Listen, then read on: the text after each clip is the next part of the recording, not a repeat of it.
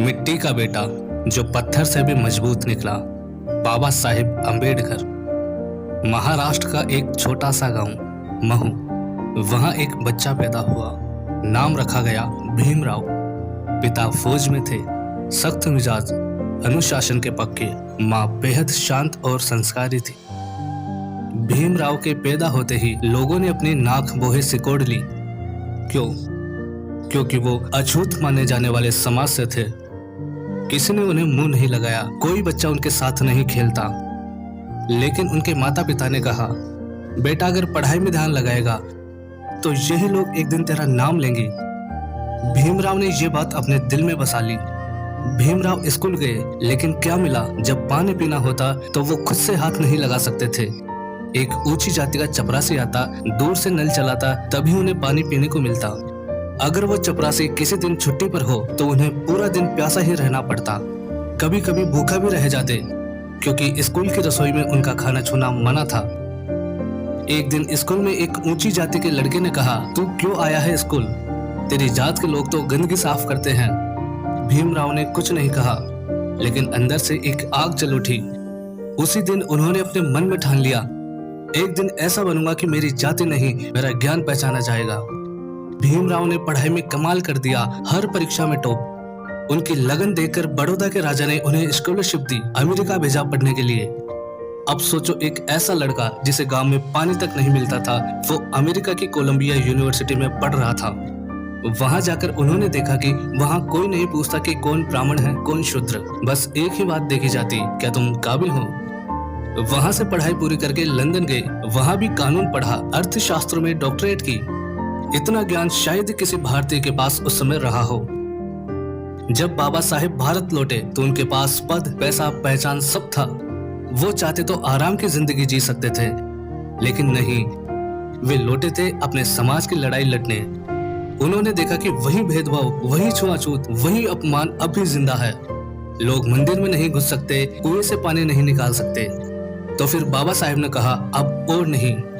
1927 में उन्होंने महाड़ नाम की एक जगह पर एक क्रांति की शुरुआत की।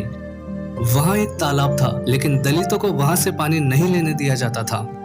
बाबा साहेब हजारों साथियों को लेकर वहां पहुंचे, तालाब का पानी लिया और कहा, अगर ये पानी सबके लिए है तो इसमें भेदभाव क्यों? लोगों ने उन्हें रोकने की कोशिश की, कहीं पत्थर फेंके गए, कहीं गालियां दी गई, लेकिन बाबा साहेब रुके नहीं। उस दिन भारत ने देखा कि आवाज उठाने से बदलाव आता है।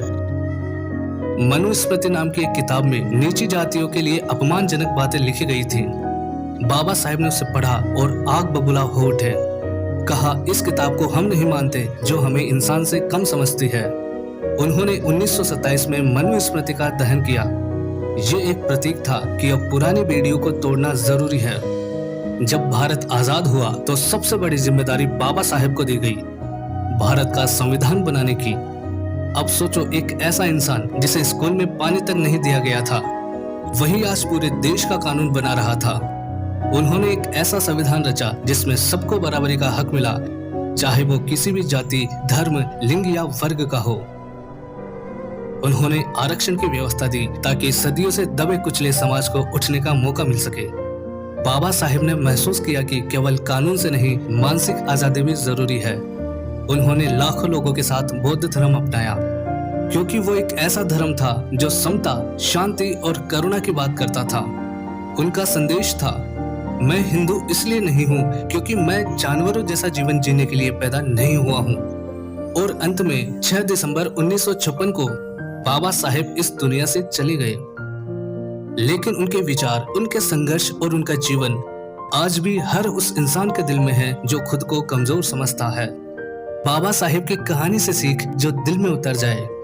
बाबा साहेब की कहानी सिर्फ किसी एक समाज की नहीं है, ये हर उस इंसान की कहानी है जिसे कभी दुनिया ने कहा, तू नहीं कर सकता। और अंत में उनकी जिंदगी कहती है, चाहे हालात कैसे भी हो, अगर इरादा मजबूत है तो हर दीवार गिराई जा सकती है। ज्ञान सबसे बड़ा हथियार है और शिक्षा ही असली क्रांति है। जब तक समाज में भेदभाव है, तब तक संघर्ष जरूरी है। जो खुद के लिए नहीं, दूसरों के लिए जीता है, वही असली नेता होता है। जय हिंद।